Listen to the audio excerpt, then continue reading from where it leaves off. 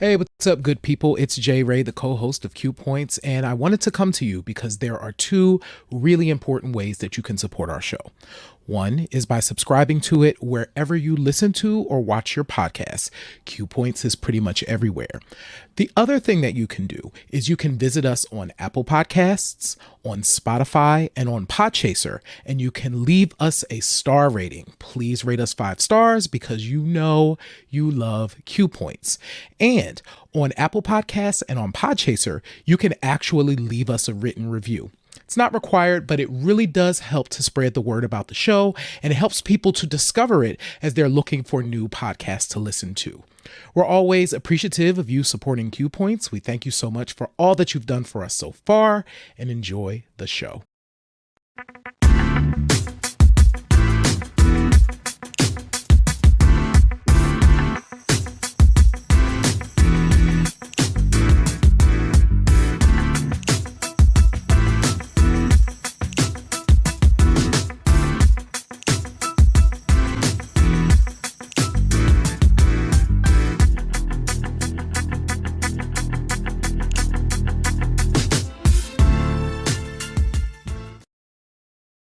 Yes, welcome back. It's been a minute, but this is Q Points with your host. I am DJ Sir Daniel.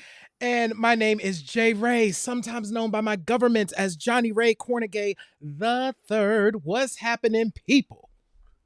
Listen, you are tuned in to Q Points, officially dropping the needle on Black music history.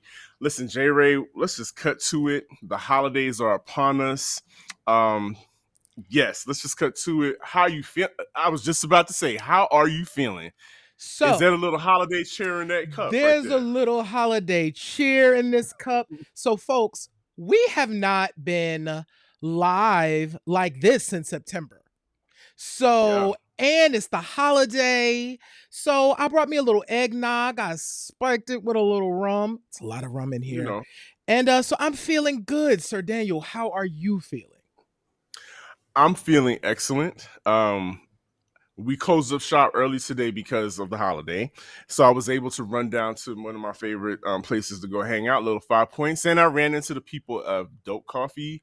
And I finally got my hands on some of their iced coffee, which is infused with spinach, which you can't really tell, but I'm enjoying this experience. So I don't have the holiday cheer in there, wink wink, but it's giving me the a little pep in my step so that we could talk about all the stuff that we need to catch up on, all the things that Black Friday is coming up, so people need to go shopping. And so, when it comes to shopping, Q Points got you. We do got you. Merchandise that they can get their hands on. J Ray. So check it, y'all. Y'all know. Well, before we even get into this, we gonna do a first up.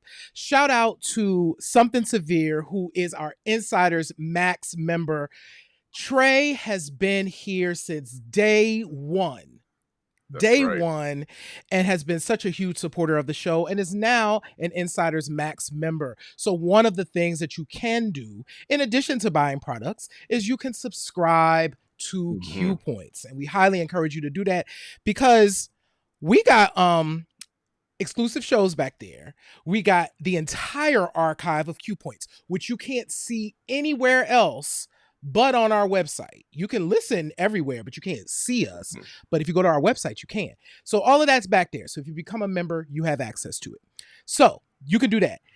Okay, them products. So you see how Sir Daniel got that fly Q Points shirt on, that right there? You can own one yourself if you go to our store. If you visit store.qpoints.com, you could check out all of our merch. We got shirts, we got hoodies, we got, for y'all DJs, we got slip mats, yo. Ooh. You got one. You got DJ Sir Daniel got one. Listen, I'm right here. It's right here in front of me. What? It's so dope. It's so dope. And y'all, for those of you who are going to be in tune to my upcoming live broadcast when I DJ live, you will see the slip mats in action. It's beautiful. They do what they need to do and they look good. It just pops out at you. So I'm really proud of, what we got going on here on Q Points. And again, shout out to Trey, Something Severe, for always holding us down. Things like that are what make community, and Q Points is a community. And before we go any further, I want to shout out to another member of the Q Points community. I want to shout out J Ray. I want to shout out J Ray Well, thank you. because so you guys, J Ray just did has an article featured in the Atlanta Journal-Constitution, and it was a very touching article because it dealt with the issue that a lot of people don't think about, and that's what do students do during the holidays. Yep. Now, some people may know that I work with the homeless, people who are experiencing homelessness, and a lot of times, a lot of those people are students, because during the holidays, if the campus doesn't allow you to stay on site, then you have to go. You may or may not have somewhere to go. And there's lots of reasons why people may or may not have somewhere to go, because their family doesn't accept them, which is a huge reason, or you just can't afford it. So I think that the article is about creating community to answer those issues about food insecurity and possible homelessness and just loneliness during the holidays. So shout out to you, J Ray, for spotlighting those fascinating young people down there at the AUC, making some things happen for the students. If you want to check it out, please go look on J Ray's socials. He has links to the article. It's a great read. It'll make you feel like doing something special for other people and not just thinking about yourself during the holiday, which is what it's all about. Man, thank you. I did not know you were going to do that. So thank you, Sir Daniel, for doing that. And yes, I'm incredibly grateful. So I actually wrote that piece for CNPs, or the Counter Narrative Project's The Reckoning, and we have a partnership with the AJC. And so we typically will send them all the newest articles and say, hey, if there's something you like. And they selected that one. They were like, oh, we can use this AUC Thanksgiving article. And I was like, what? So, just knowing that, my advice to folks is you can use your voice in many ways. And I was so happy to be able to tell that story of those young people. And so thanks, man, for shouting me out. And we got to shout out a couple more people. So shout out to Matthew, who is in the chat, and shout out to Wani, who's one of our day ones, who is also in the chat. We love it. And yes, y'all, we are live. So we're able to talk to you. It's been a while. very, very much live. Very much glad to be here. And again, Q Points is a community, and we're thinking about all the communities outside of Q Points that are going through it. Our thoughts and prayers are with the families of the victims of the Colorado nightclub shooting, which J Ray, you and I have discussed ad nauseum. Unfortunately, the country continues to have this discussion ad nauseum. And but not even 48 hours after that, there's another shooting at a Walmart in Chesapeake, Virginia. And so, information is still coming in about that. That involved employees. Everybody listen. Here's my 2 cents. And I think I may have shared this before, but I've been trying to live by a motto that has become my mantra. My mantra is get grace in space. I know a lot of times when we go out in the world, sometimes we may not be in the best place. We don't know what place other people are in. And so I try to live by the mantra, grace in space. Try and give people just a little bit of grace and give them some space. Give yourself some space if you need to, because we just don't know what people are going through. You don't know what kind of encounter can trigger somebody. So aside from keeping your head on a swivel, please be safe out there. But when we encounter each other, let's just try and have a little grace for each other so that we can stay alive, basically. Yes. And so Sir Daniel and I, we talked about Club Q on However Comma, which is our members only show, and really dug into it. So if you want to really get into what we think, Definitely check that out. But I will echo what you said about the Grace and Space, Sir Daniel. And I think also from a policy perspective, we have to figure out this gun thing, this gun problem that is so unique. It as to your point, you said on Monday on however comma, it's as American as apple pie. Yep. And this is not it. This is not it. And yeah, we so definitely sending from Q Points love out to the families in Colorado from Club Q, as well as the families of the victims in Virginia today. And yeah, policy wise, we got to figure it out. We got to elect folks that are going to figure this out. And Raphael, who just jumped in the chat, uh, has a lot of really interesting thoughts around this as well. Making sure that you check out Raphael's uh, uh, um, podcast called White Label American, which is super dope as well. So shout out to Raphael and White Label American.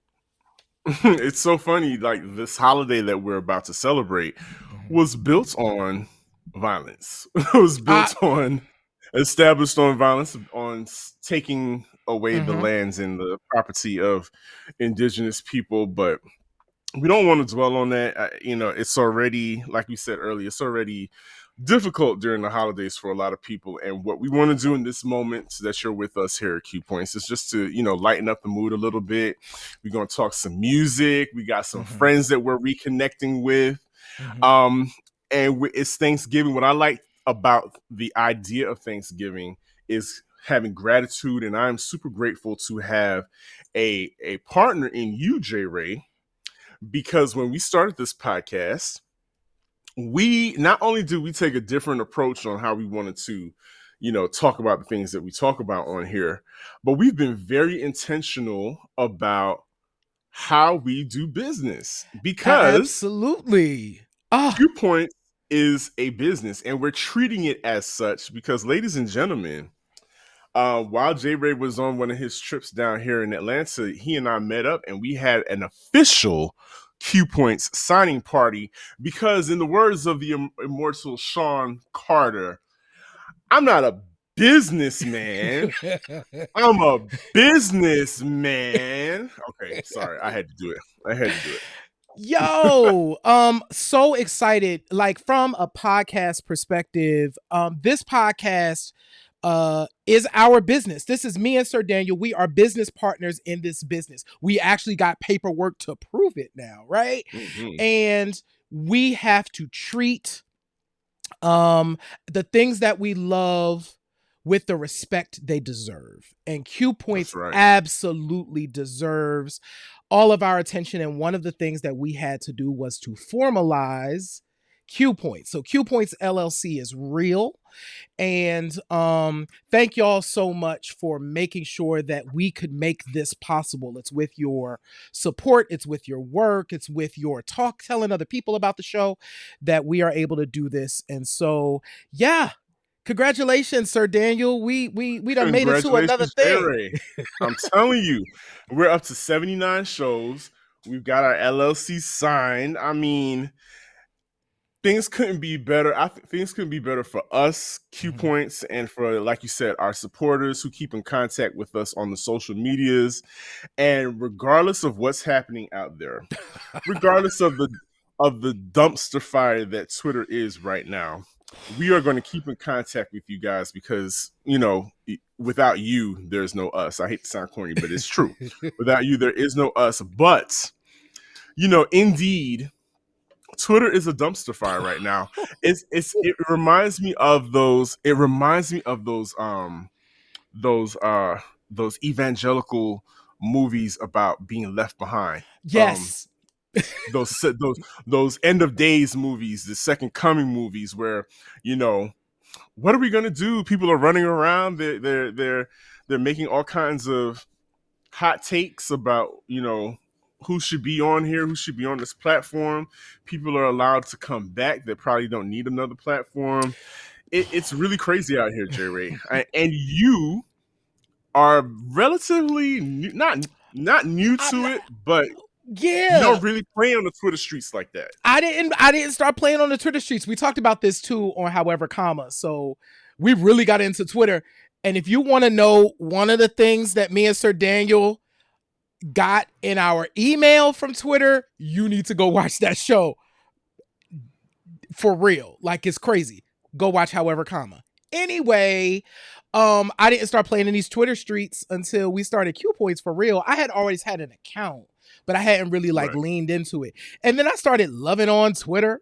And then I'm like, oh shoot, this is horrible. Yeah.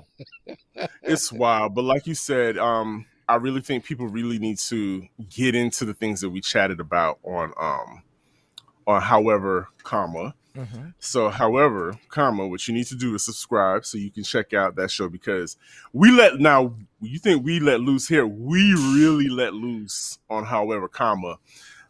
J Ray be cussing and stuff. You probably wouldn't even recognize J Ray, that other side of J Ray. Listen, there's no filters when it's behind the wall, because it's just us talking. It's just me and you talking, right? Okay. And so, the thing about the socials, the social medias, the different platforms, like Twitter has spaces and places where people can get on and talk that talk, right? Including, a lot of celebs, a lot of rap artists. I'm putting up my bunny ears, rap artists. They be rap artists, Sir Daniel. Okay, that's what they do. And most recently, it seems like, just recently, 21 Savage, defended his guffaw and claimed that he really wasn't talking that talk about Nas. And then the most recently, NBA YoungBoy was quoted as saying, "Jay-Z can't out-rap me." Now, here's the thing. What's going to happen is, and people have to know this, when you make kind of inflammatory statements like that, no matter what your definition is or what your explanation is after that, they're only going to take that one little piece and run with it. Yep. So now it's NBA YoungBoy is labeled as saying he got more bars than Jay-Z, and he can out rap Jay-Z, which is a very questionable statement on behalf of that young man. Yes. So here's the thing. What we know about, I think if we put it all in context, right? Rap, hip hop, particularly rappers themselves, but the culture as a whole in a lot of ways, and we've talked about this on, in fact, the last few shows, talking greasy, being braggadocious, saying you're the best is important for a rapper, right? Yeah. And we also, I think this is one of those situations where you have to be mindful of exactly what you're saying. It's kind of the same thing that I felt with 21. I didn't think what 21, when you looked at the context of what he was saying, I get where he was coming from. It's just like, those weren't exactly the right words in the right formation that you want to do. Because I don't know about the statement of Jay-Z, Jay-Z can't out rap him. I don't know the validity of that. I don't know. Listen, NBA young man, I think you just keep living and keep striving. That's what I'll say.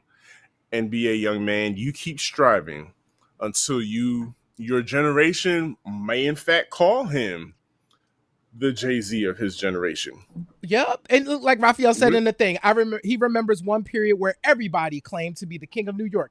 Exactly. It was just kind of a thing. True. Like, but this is like when you start putting people names in there, you'd be like, okay, now you got us making comparisons. Right. Right. And you know what? I'll say this. So years ago when I was working in radio, somebody gave me some really good advice because I went in to talk to a program director because I really wanted a job at this radio station. And when I went in to talk to the program director, one of the first things I started doing was comparing myself to other people that were working there and naming them by name, and was saying, well, I can do this better than so and so, and I can do this better than so and so. And I left that meeting thinking, oh, I got this, or I'm a shoo-in for a position. And I went and spoke to my mentor at the time. And he basically looked at me and said, yeah, you're lucky that he didn't walk you out right then and there. Because essentially what I did by comparing myself to those people and saying that I could do what they do better, which was probably false at that time too, most definitely false. And then it also attacked him. It also assaulted him and his decision-making skills as a program director. So I completely jumped out the window, put my foot in my mouth, all the cliches you can think of, and nearly committed career suicide early in the game. And so I say all that to say, and people don't tell you this, a lot of times young people don't get this kind of mentorship. They don't get people giving them jewels like that. Like, if you want to say you're the best, that's fine. Leave everybody else out of it. Don't bring anybody else. You don't want to do that. Just work on you, work on your product, show and prove what you can do. Point to that.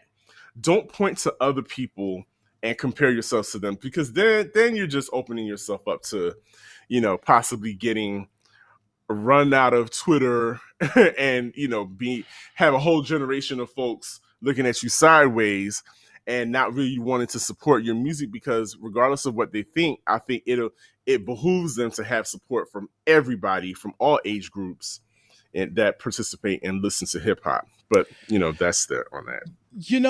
And I think to that point, Sir Daniel, I think the goal for folks, for all of us, is to get that time behind us so that we can gain the wisdom, right? Yeah, so yeah. The hope is you get the opportunity for like an NBA young boy and a 21, that they get to have a career like a Nas, right?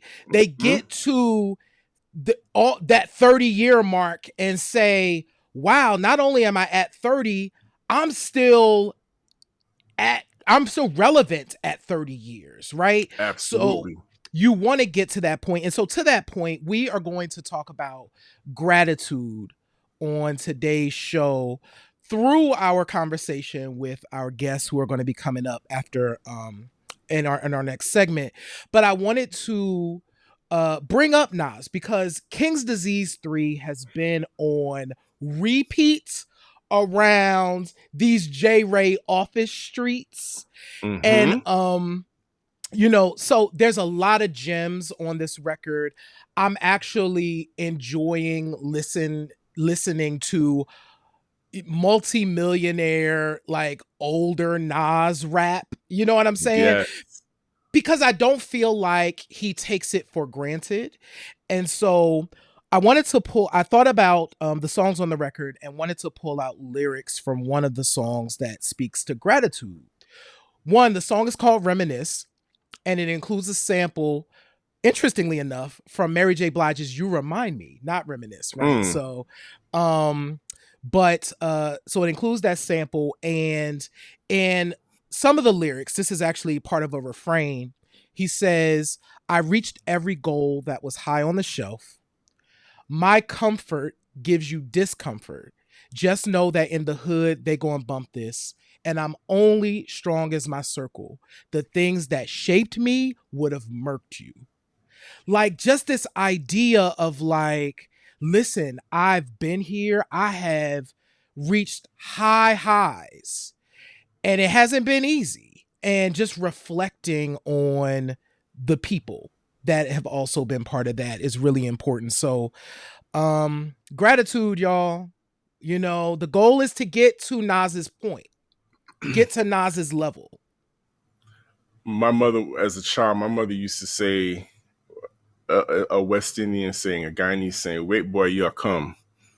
Like whenever I would complain about something, or make fun of somebody older or whatever, she'll be like, wait, boy, you'll come. Because you, at some point, if you're lucky, I always tell people, if you're lucky, you'll get to be my age. If I'm lucky, I'll get to be my mom's age, because consider the alternative. Because we all have friends that we've lost. Yes. And we consider the alternative that whether we like, we're flourishing basically in the lives that we have. And so I absolutely don't take that for granted. And so, I'm happy for the young people doing what they do, but I'm like you, I am super happy to see someone like Nas just live an example of what can be waiting for us on the other side of a certain age, especially if we just put that work in and do what we're supposed to do. Absolutely. So listen, y'all, we're going to take a quick break. We're going to get a word from JB, and then we're going to come back and we are going to be joined by our guest for the day. So we will be right back. Hey, what's happening? This is JB of JB's Record Lounge, and I want to give a quick shout out to Q Points, keeping our history and current events alive in Black music. Shout out to Sir Daniel and Jay Ray for making all of this possible. Come visit us at JB's Record Lounge, 898 Oak Street, Suite F, Atlanta, GA, anytime. We're open Wednesday through Sunday, noon to 6. Come see us for your vinyl fix. That's right. We are back.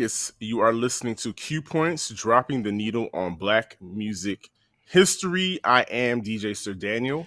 And my name is Jay Ray. And we're about to have some folks join us.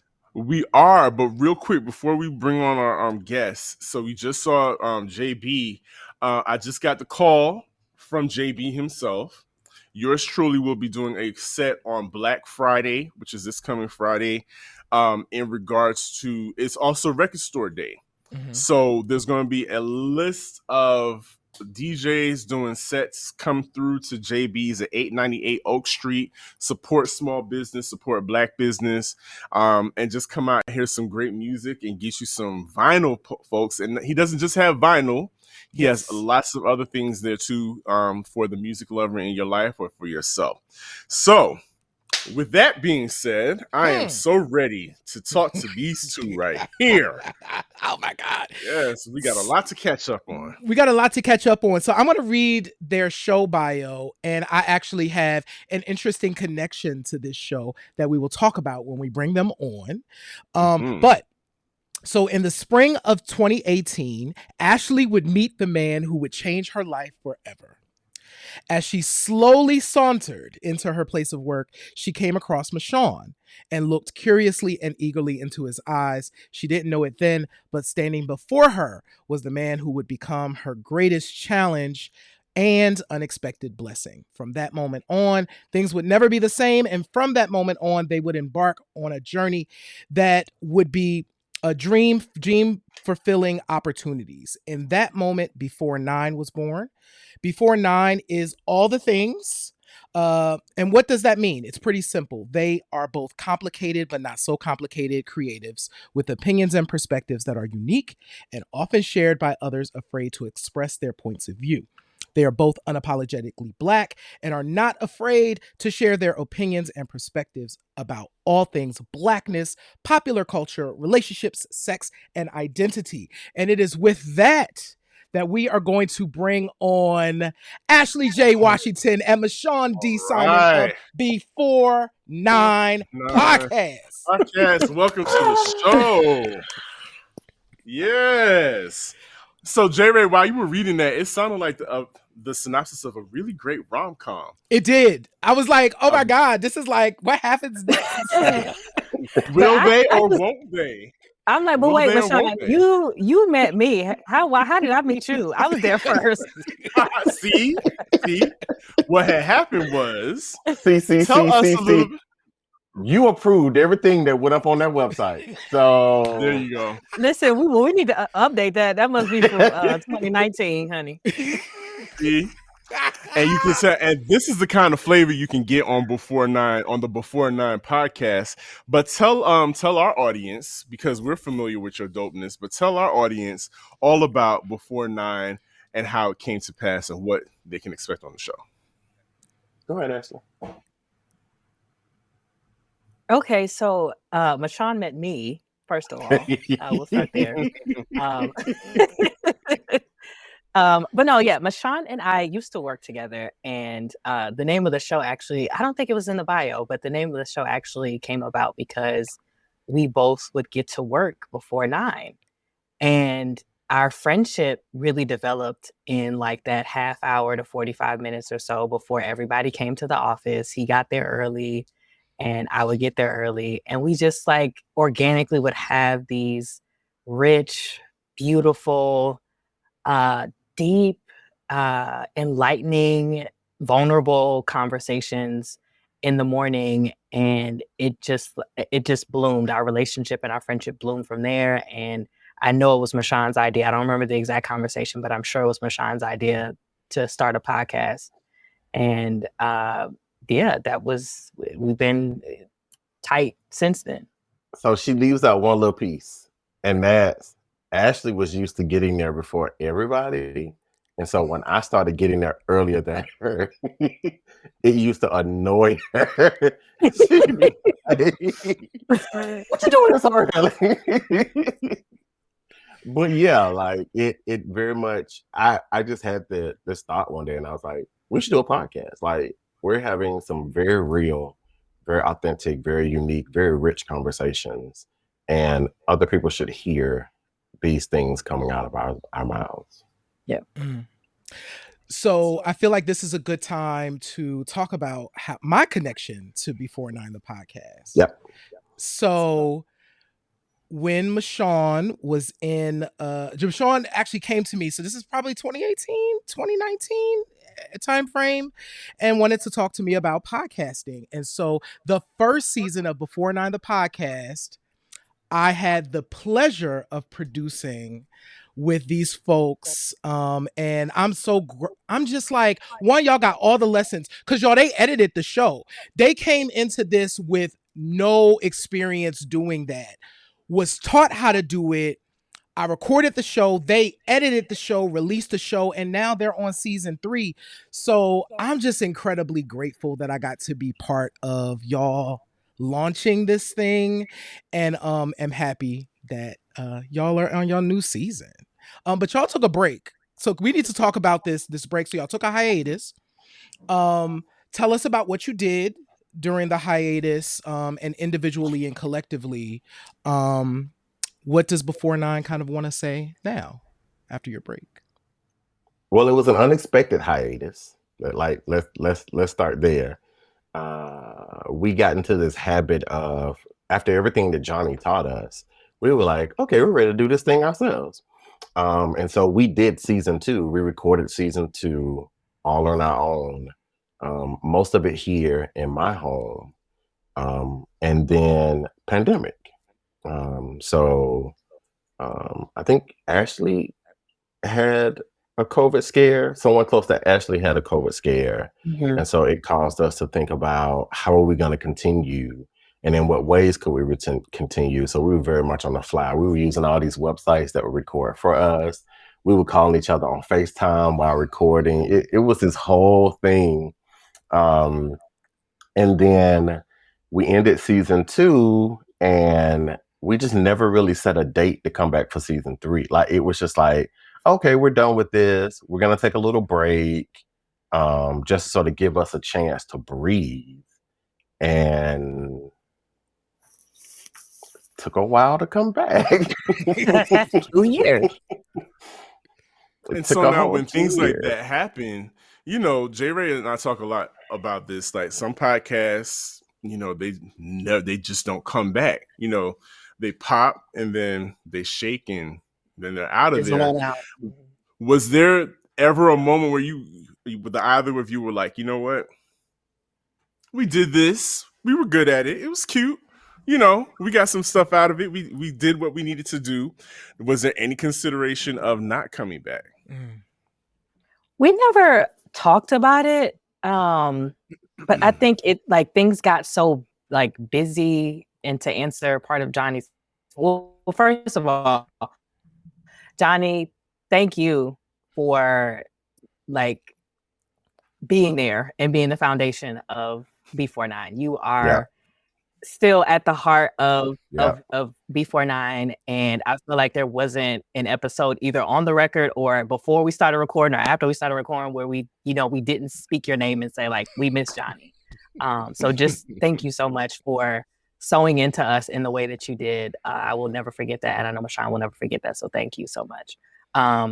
But I think so. We got busy. We got busy during the pandemic. To answer, your question, Sir Daniel, I was sewing. I sew. So I have an associate's degree in fashion design, and so I was sewing masks at the beginning of the pandemic. So maybe, well, not right at the beginning. Whenever the CDC was finally like, "Hey, y'all, wear some masks," which probably was like around April, May-ish.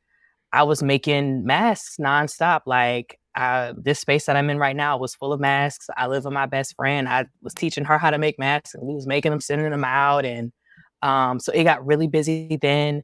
And then just opportunities came up. I was, on a reality TV show at one point, and I started writing for the screen. And it just was like things just kept piling on top of each other. And of course, at the same time, Mashaun is still moving and doing things and creating. And so we never had a conversation about not coming back. We just weren't having a conversation at all. And then Mashaun, of course, was the first one to be like, okay, well, when are we going to start? And we were having that same conversation for at least 6 months. Mashaun, like, okay, it's literally like taking us probably almost a year to actually come back together and record something. And I'll leave it at that and let Mashaun answer.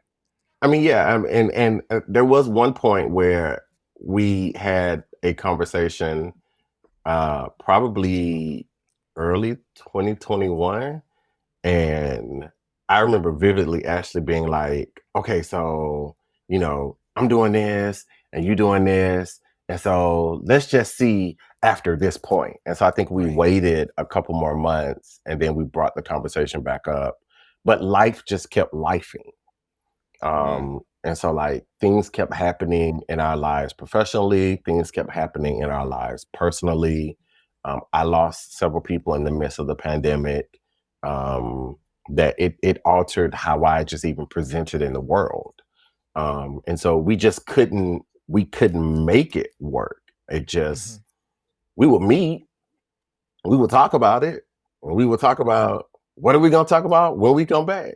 And it just wouldn't pop. But I think one of the things I appreciate is we ended up coming back when it was time to come back. And so the fact that we are now back recording, this is our first week of the new episodes. It happened when it needed to happen. And I think we both were just sort of leaning there, like we're not going to force it. There was a period of time we were forcing it because we almost had the opportunity to record somewhere else. And we worked so hard to make that thing work. And then we both were just like, why don't we just do what we always been doing? Like, let's just do that. It works for us. We know how to make it happen. And if and when the chance comes, then we'll make use of that space. Go ahead, Sir Daniel. So I was, it's all about timing, right?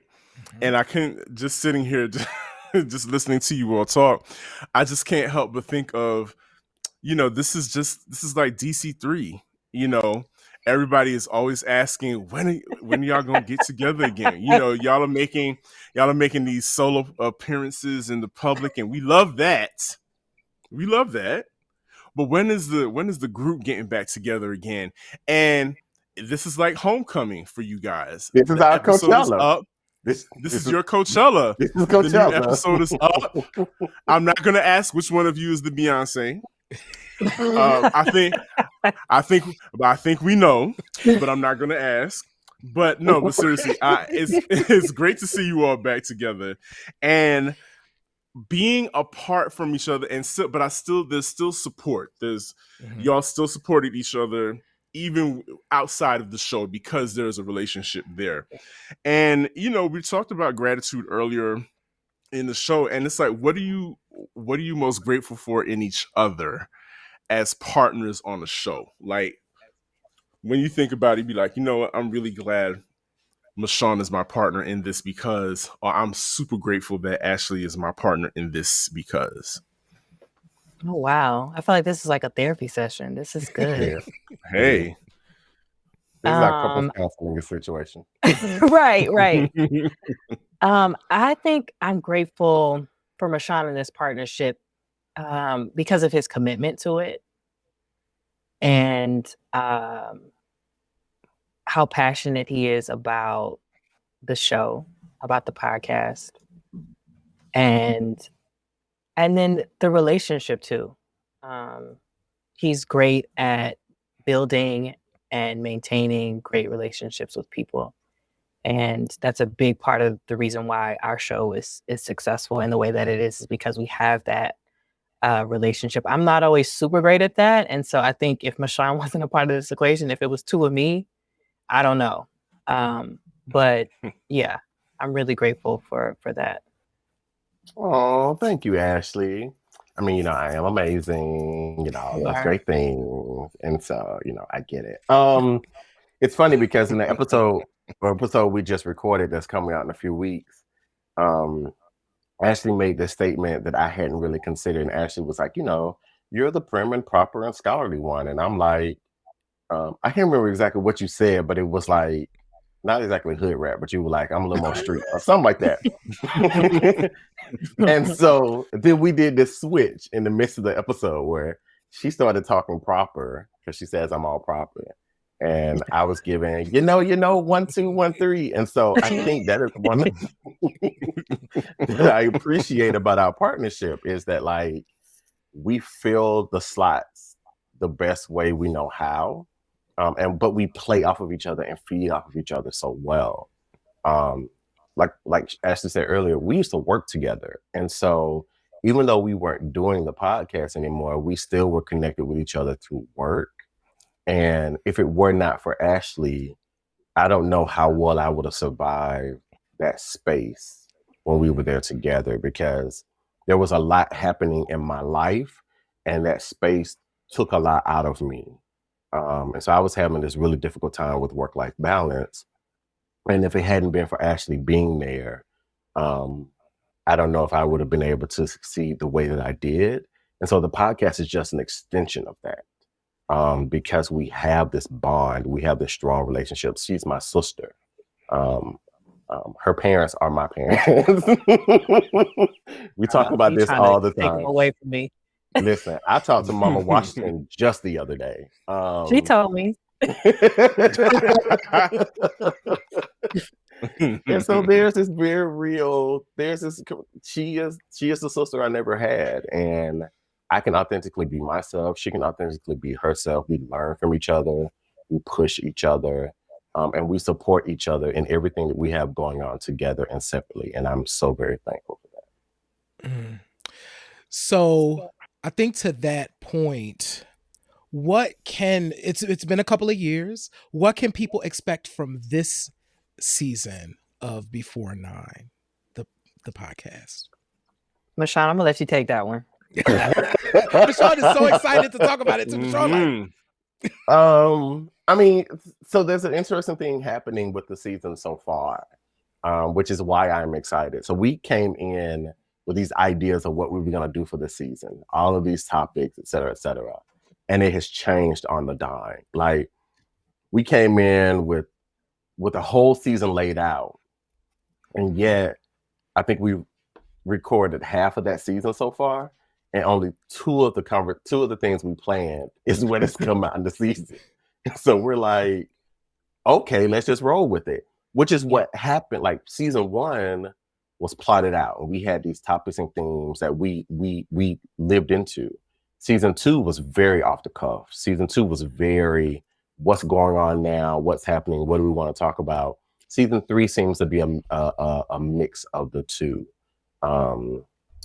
Just the other day, I sent Ashley a message about this guy's rant on TikTok about what Black men should be talking about on podcasts. And Ashley was like, well, I guess we need to talk about some of these things too. And I was like, I guess we do. And so it's just a mixture of all things. See, that first episode was very much a what have we been up to during the break. Episode 2, we do this thing called 9 questions that apparently everyone loves. And so we did a whole episode on 9 questions. We're talking about Honk for Jesus, Save Your Soul. We're gonna bring in guests this season in a different kind of way. Ashley made me do half of a show talking about Renaissance. Like made me talk about Renaissance. So that's just sort of what's coming out of it. It's very much what's going on. What do we care about? What do we need to talk about? And what's going to be fun and entertaining all at the same time. Well, entertaining, you two are definitely entertaining. Yes. Together and apart, because I don't know, for those of you that are watching this broadcast, there's a bodice figure behind Ashley, and on top of that bodice figure is a hat, is a crown. And the significance, if I'm not mistaken, that's the same crown that was featured in a viral video of Ashley doing her good old lip sync of Queen Latifah's Ladies First. Yes. And I mean, she had the suit, the power suit. She had it down. It was down.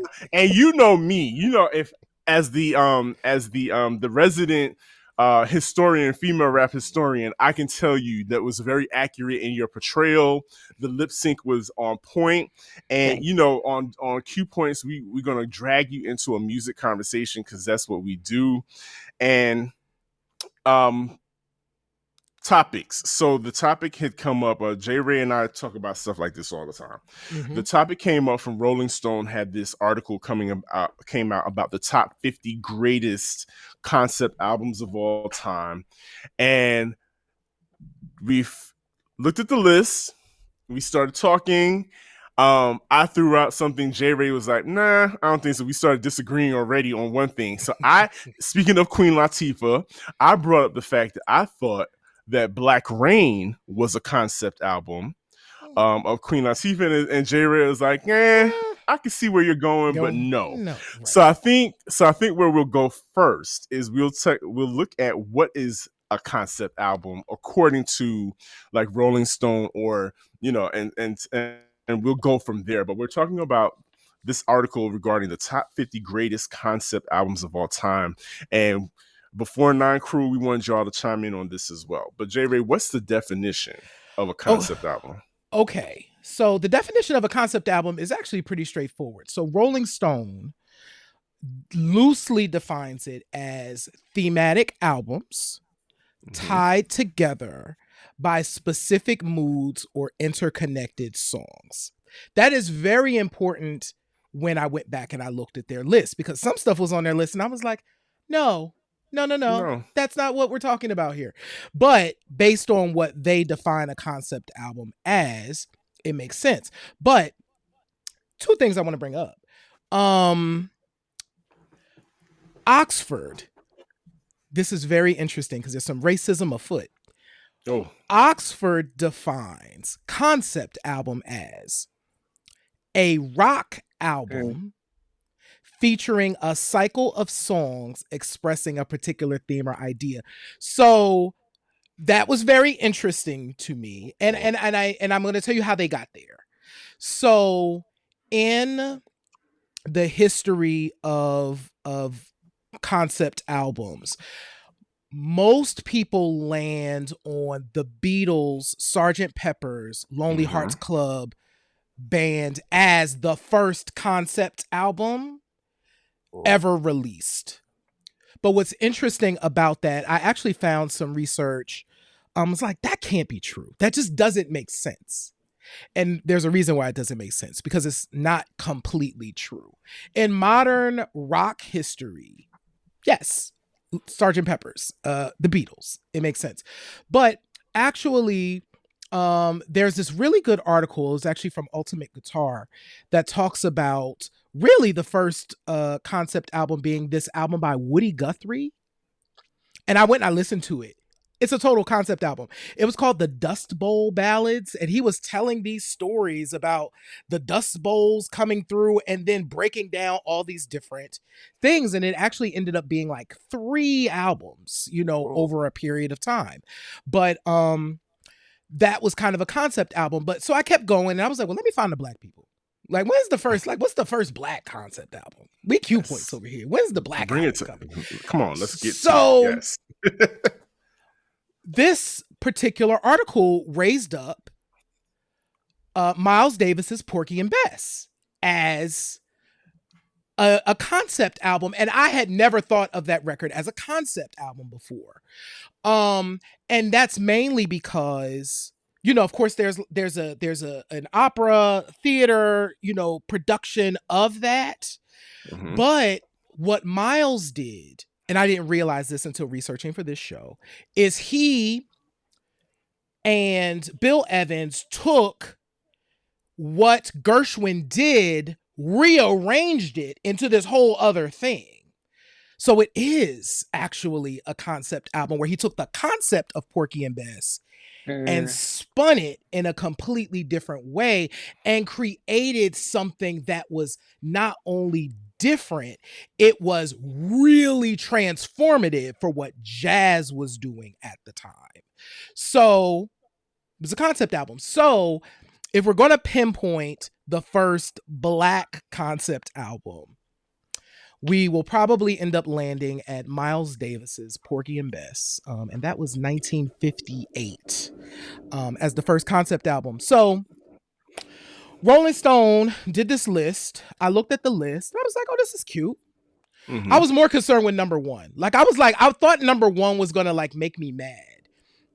And so I'm curious to what y'all think. But I think one of the things they got right, I think their number 1 is really solid.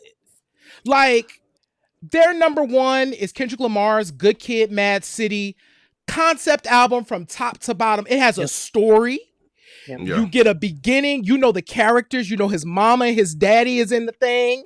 His friends are in the thing. He going to see Shireen. He need to stop going to talk to that fast girl, Shireen. We know that story because it's a concept. Mm-hmm. And shout out to that record because 2022, that record celebrated 10 years the Billboard 200.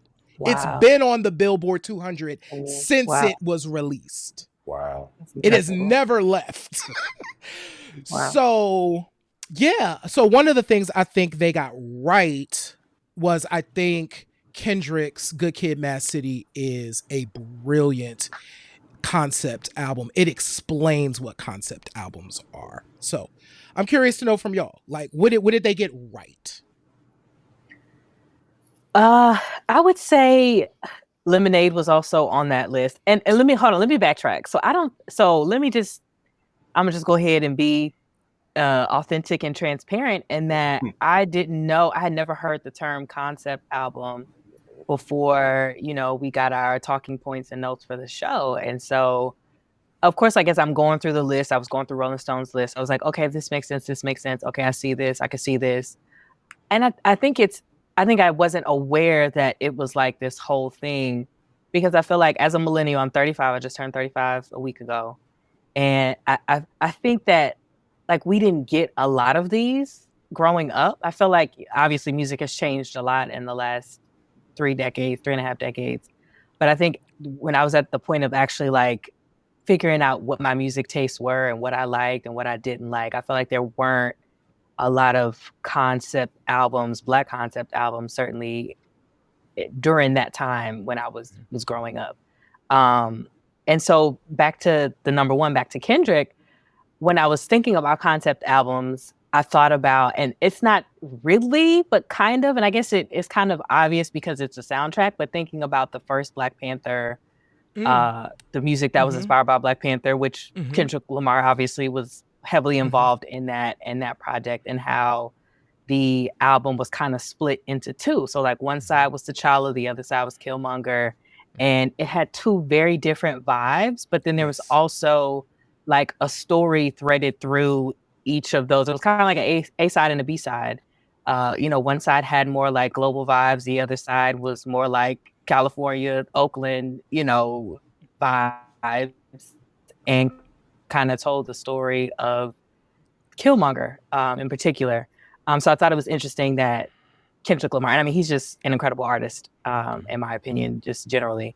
But yeah, so that album, obviously, and then Lemonade, of course, is, again, Beyonce. But just really, Lemonade was and is, when we had our conversation, when Mashaun had our conversation about Lemonade, or about Beyonce and Renaissance, Lemonade came up and he admittedly was like, I fooled with that album.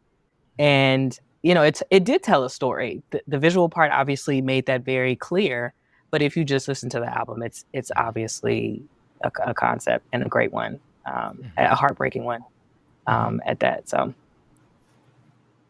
I knew you was gonna bring up that conversation. I was like, watch, she gonna come up with me saying something like she gonna try in public to be like, Mashaun likes Beyonce. Hold on, that's not what I said.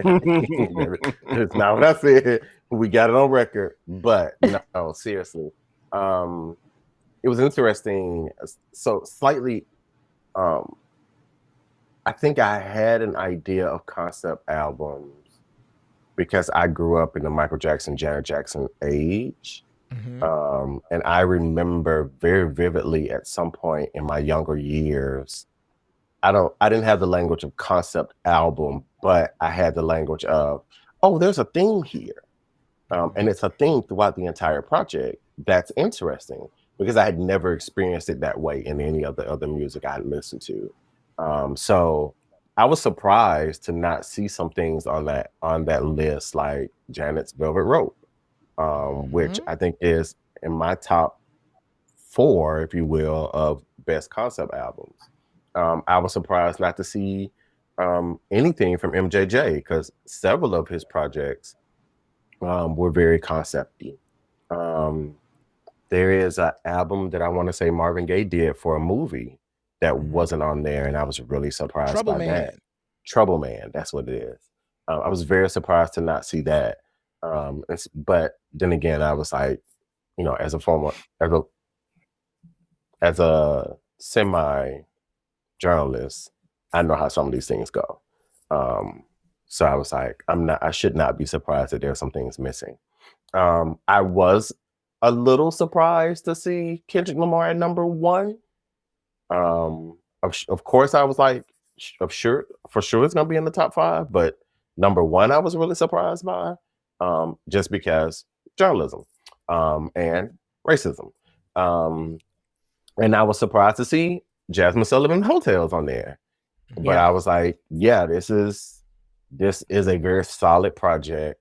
I was surprised not to see Velvet Rope on there from Janet Jackson. I was very, very surprised by that. But not surprised to see Control. So, yeah, it was interesting engaging that list and seeing like some of the stuff from Marvin Gaye that was on the list, to see Millie Jackson on that list, to see Donna Summers on that list. I was like, oh, okay, this is really interesting. So. Yeah, it's like when Rolling Stone got it right, they got it right. Yeah. But when they fumbled. Like to your point. So to your point about Control being on the list, it was so glaring to me and Jerry. We were like, no, not Control. Rhythm Nation 1814 is a whole ass concept album. There's a whole movie, a video movie about Rhythm Nation 14 where there's a storyline, the education and drugs and all of that. All of that is examined and expressed throughout that whole album. The first side is dedicated to all of those things that I mentioned. So I was like, hold up, y'all put Control, and I get it. Not Control, to me, Control is a bop album. Yeah, it is back to back bops.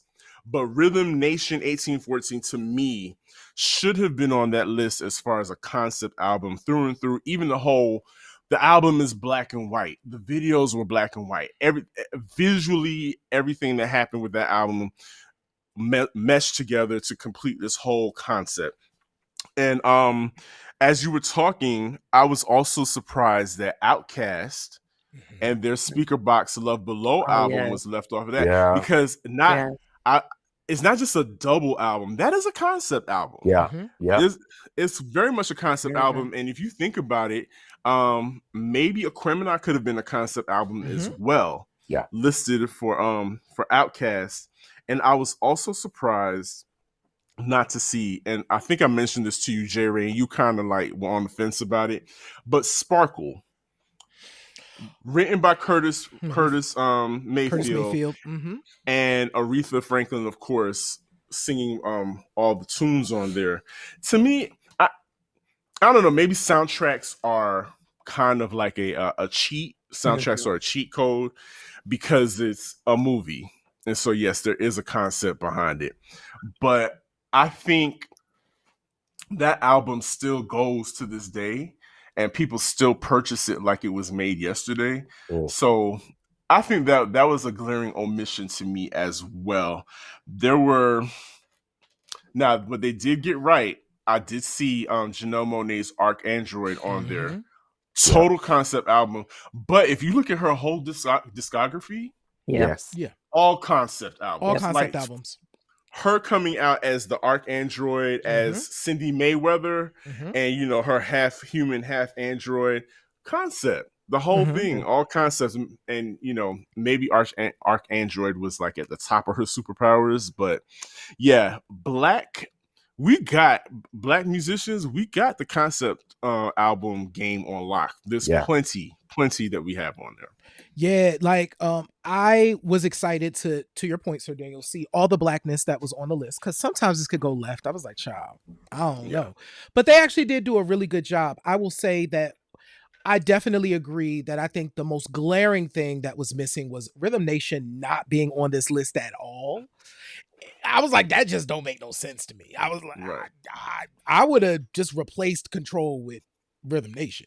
But and so to that point, I think that is my favorite concept album that's not on the list. Is Rhythm Nation. And that's probably this hard.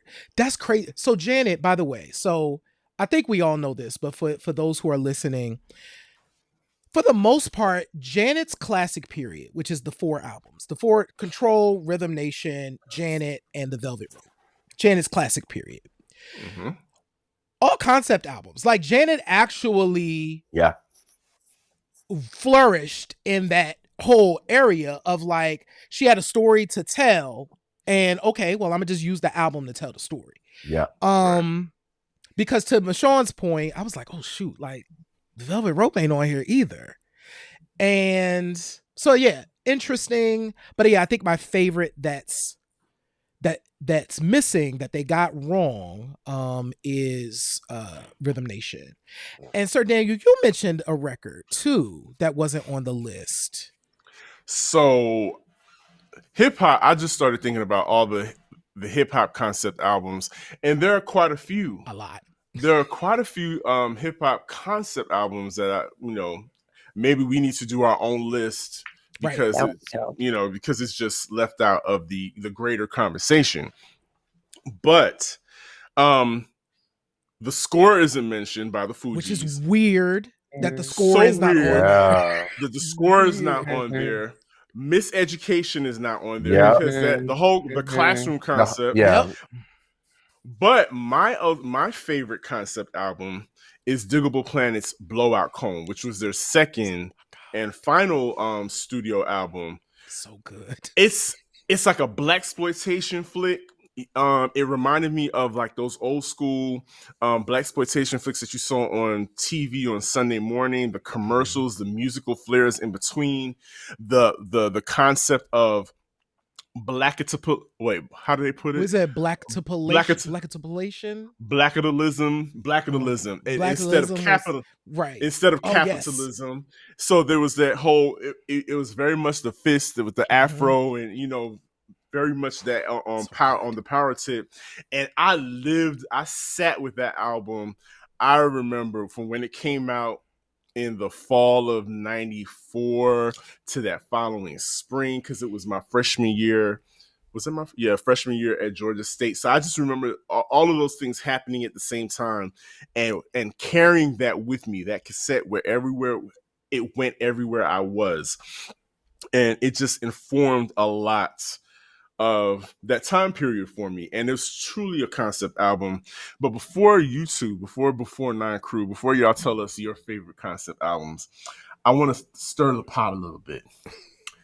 What's the 411 or My Life concept albums? Are they concept albums, or is one more a concept album than the other? Because I truly have my opinion about that. Yeah, I have an opinion about this. My Life would be the concept album, I think. Okay.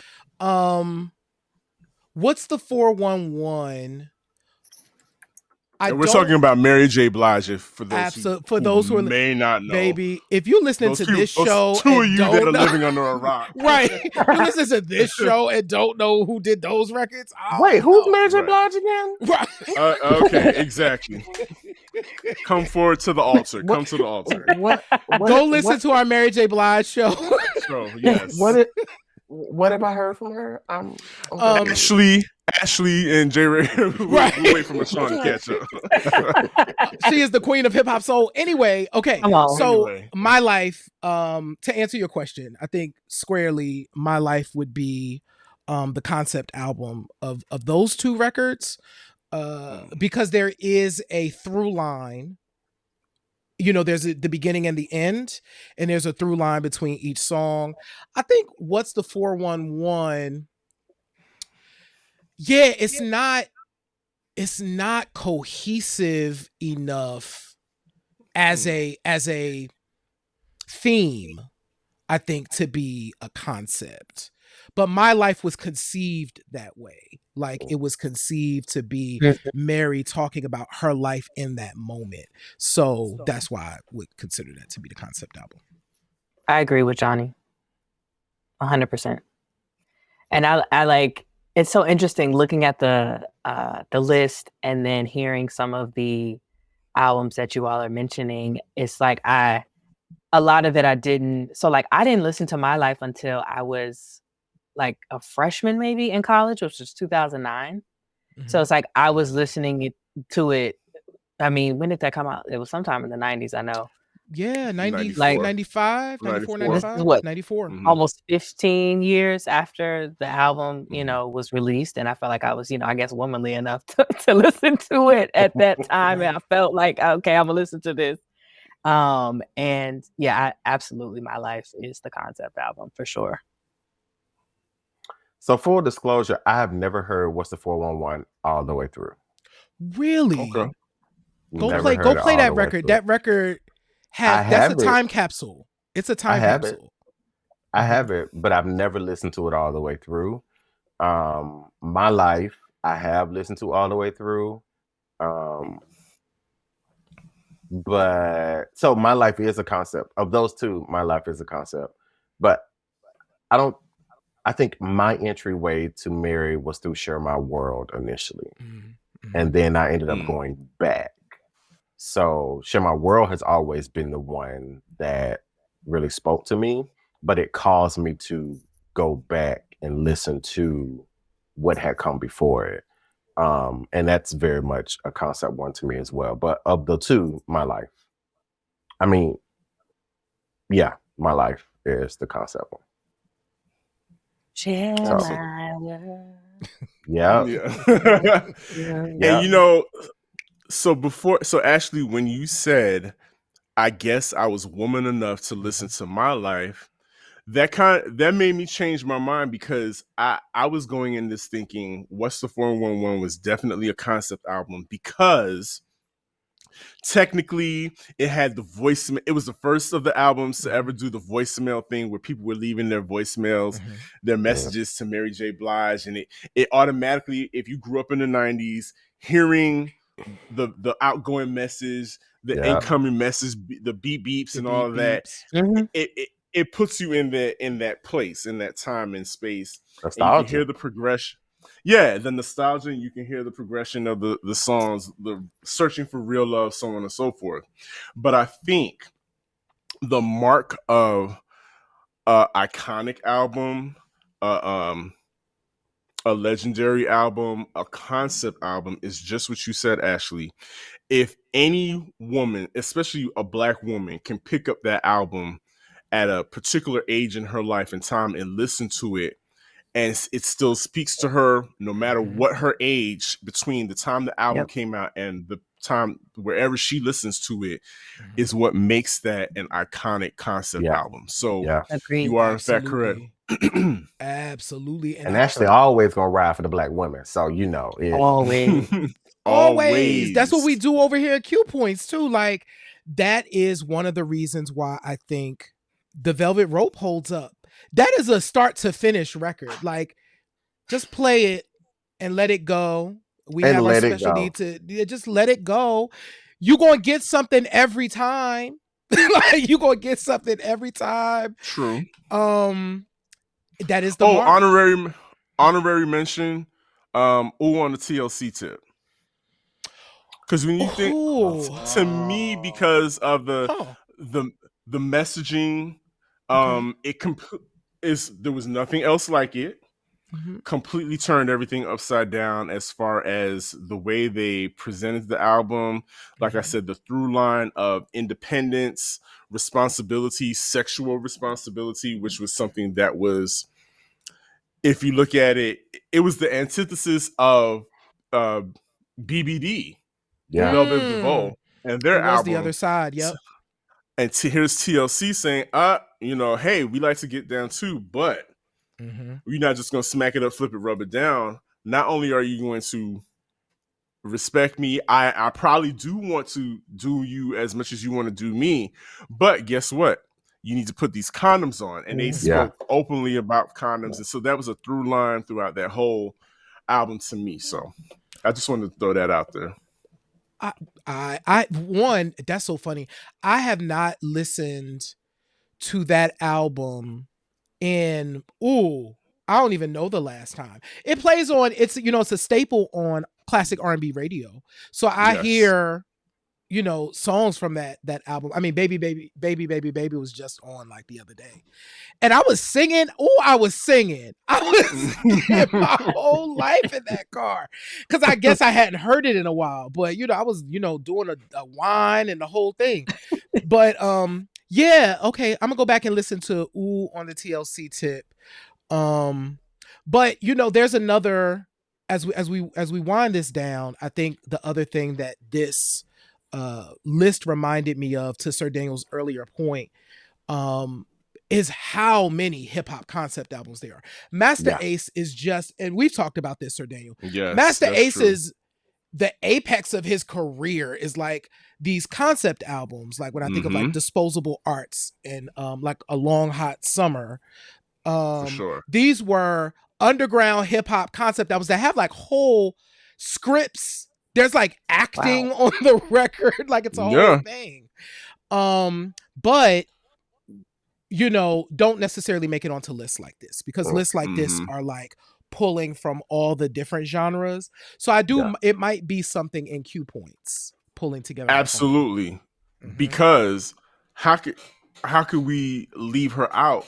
Missy Elliott is the queen of concept album. Yeah, she is. That whole second record. Yeah, you're absolutely right. So we might have to do our own list, J. Ray. We might have to do our own. Oh my God, we got to listen to so many records. But this is where we come up with. But the way that Rolling Stone does it, so Ashli, Mashaun, is you get a whole group of people that weigh in to help you to get through it all, right? To help you to figure out, to bring things to the table and to help us figure out what we're missing. So for those of y'all that are listening too, if y'all want to be down with helping Q Points for 2023 figure out our concept album list, hit us up. But thank y'all for like participating in this conversation. Thank y'all. Fun. And like being here with us, and we just so happy that y'all are back. Like, yeah, like hearing y'all voices, it was fun. Y'all got new theme music. I know that. Y'all got new theme music and stuff. Like, y'all ready. It's a vibe too. It's a vibe. Some other friends of ours, friends you all know, were messaging me that they listened to the first episode, and both of them were like, "Oh my gosh, we love this new theme music. It's such a vibe." And so shout out to Samir Duncan for really helping us to fulfill the dream that we had season 1. And we talk about this in the episode. Like, I was just very much like, okay, let's get this done. And so we settled on something that was good, but it wasn't exactly what we wanted. And Samir Duncan came in with the save for season 3, and that music is, I sit in here sometimes just listen to it. Like, I just listen to the track. Like, it's so good. It's so good. So yeah. So question, so where can people catch up with B4Nine? Where can they find y'all on the socials and all of that? Oh, Mashaun, you're cueing me. Okay, so you can find us at on Instagram at B4Nine Podcast, and then we also are on Facebook at B4Nine Podcast. I think that's it, right? We just have Facebook and Instagram. You can find us online, B4NinePodcast.com. There we go. Come on. That's in the chat. So we got that. We're gonna put that in the description. And make sure, because we want the people to be listening. Make sure that y'all subscribe to B4Nine the podcast everywhere. Wherever you listen to podcasts, get on over on Good Pods. We love some Good Pods over here at the Q Points, so that everybody can know that y'all are listening to B4Nine the podcast. So when I go in to listen this week, I'm gonna be doing it in Good Pods, so all my people on Good Pods can know that I'm listening to B4Nine. Yes, thank you. Yes, new episodes every Monday morning. New episode coming out next Monday, episode 2, 9 questions. I love the 9 questions, by the way. So y'all did that during that season 1. That was always so fun. Sir Daniel, that's giving me an idea. Like, we've never done like a 9 question sort of thing on this show. That might have to be. Yes, y'all should do that. Thing. That would be super fun. Like a music related one. That'd be fun. I'm down for it. You don't have to twist my arm. Let's do it. And so the same, J-Ray, I'm going to point to you like how Mashaun pointed at Ashli, and say, run down the way of how people can keep in contact with Q Points and subscribe to the show. Absolutely. So listen, y'all, make sure that you pop on over to our website, qpoints.com. That thing be thangin' over on qpoints.com. We refreshed our members only site this week. So we got it updated with content. We got it updated with all types of stuff. So definitely the website is where you want to be to get all the things. That's it. If you are like, I really love these guys, I want to support them, you can leave us a tip. You can leave us a tip over on Patreon. It's all good. That's just like, hey, we just want to put a little bit on your books, just so you know. If you want to support us even more deeply, you could subscribe and become a monthly subscriber, where you can get access to all of our back catalog, as well as all of our exclusive content, including However Comma, where I do be cussing over there. And it's an adventure. It's an adventure, folks. It is. But you can subscribe to us on Apple Podcasts and on Spotify. And make sure that you leave us a rating and a review in each of those places. And last but not least, if you are watching this show and you are not on YouTube, you should go on over to YouTube and you should subscribe and hit the bell notification so you get updated on all things Q Points. Boom. That's right. Next week, Sir Daniel is going to be spinning for Beta Gamma Chi's Code Red. It's their World AIDS Day celebration. And so you should RSVP over at betagammachi.org so y'all can come and hang out with Sir Daniel, who's going to be giving the kids the music on November 30th. Absolutely. Yes. Absolutely. That'll be a great way to bring in the World AIDS Day celebration. And speaking of concepts, the flavor I'm bringing, just to give you a little clue, is going to be, you're going to be hearing from artists. You're going to hear songs that spoke to the epidemic at the time. People, maybe a couple of people who have succumbed to the epidemic, but it's just going to be a retrospect of what music stood for in response to the AIDS epidemic. So I'm looking forward to that. Shout out to Beta Gamma Chi for reaching out to us. Like, man, I'm super, super, super, super proud to be a part of that. But J Ray, what do I always say at the end of every show? First of all, thank you, Mashaun. Thank you, Ashli. We really appreciate you taking the time out of your busy schedules to play with us and have a good time here with us on Q Points. J Ray, I am super thankful for you as my partner on this show for making these things. Man. We have a great time over here because what do I always say every week? In this life, you have a choice. You can either pick up the needle or you could let the record play. I am DJ Sir Daniel. And my name is J Ray, y'all. Who y'all? And this has been Q Point. Oh. Who y'all? Tell them who you Who is. y'all too? I'm Ashli J. Washington, the one and only. Now you're Mashaun D. Simon. And this is Q Points, dropping the needle on Black music history. We'll see you next time. Peace. Peace.